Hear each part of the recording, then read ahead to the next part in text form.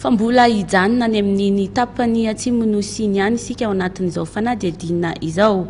Amin'ity taona ity no vita ilay tetikasa lehibe miisa roa entina hamatsiana rano ny any amin'ny tapany atsimon'ny nosy iny dia ny ao amin'ny faritra anosy fa indrindra moa ny ao amin'ny faritra Androy.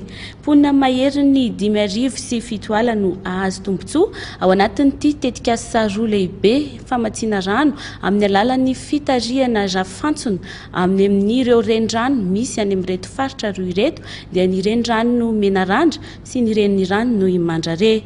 Tsy hijaly rano intsony araka izany ny mponina any Androy raha vita ireto tetikasa ireto arao ny sary eo amin'ny sarin'ny Mamy Samuely.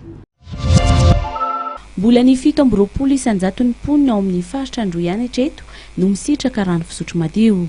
Tanjona ny ampitombo izany hatrany amin'ny 70 isanjato amin'ity taona 2024 ity amin'ny fanatanterahana ilay tetikasa famatsian-drano amin'ny alalan'ny fitariana rano na pipeline miisa roa lehibe izay ao mandrare mipakatra ny sapony sy ny ao ampotaka mipakatra ny tsiombe. Commune hatrany amin'ny 530 no azo tombony amin'ireto tetikasa roa lehibe ireto izay ahitana mponina maherin'ny 5,7 ka azo tombony ireto mponina ireto.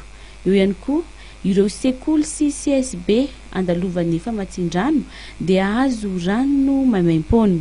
Le pipeline efa misy, efa mipetraka zany fa miandry ny installation na pompe sisa, pompe solaire, ny panneau solaire efa tonga ao.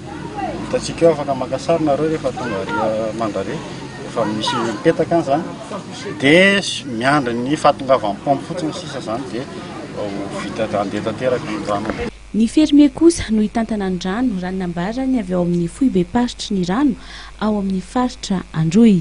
Iantoana ny fahatezan'ny foto-drafitrasa dia isy ny fambandraisana anjara n'ireo mponina. Ny foto-drafitrasa zany io zany raha tsisy fandraisana anjara ataon'ny mponina zany dia hosimba ala-kosimba dia le rano zany tsy hoe vidina fa le vola azo avy amin'ilay zany no fanatsarana amin'ilay foto-drafitrasa dia mazava ho azy zany ny vidina zany le rano dia ny vidiny moa zany io zany mbola eo an-dalana fifanarahana amin'ilay fermier hitantana le foto-drafitrasa zany zay amin'izao. Ireto foto-drafitrasa ireto moa no natao sy notohizana noho ny fiara-miasa ny fanjakana malagasy amin'ny alalan'ny ministeran-drano sy ny UNICEF, ny fanjakana japonais sy ny Allemagne ary ny UKaide.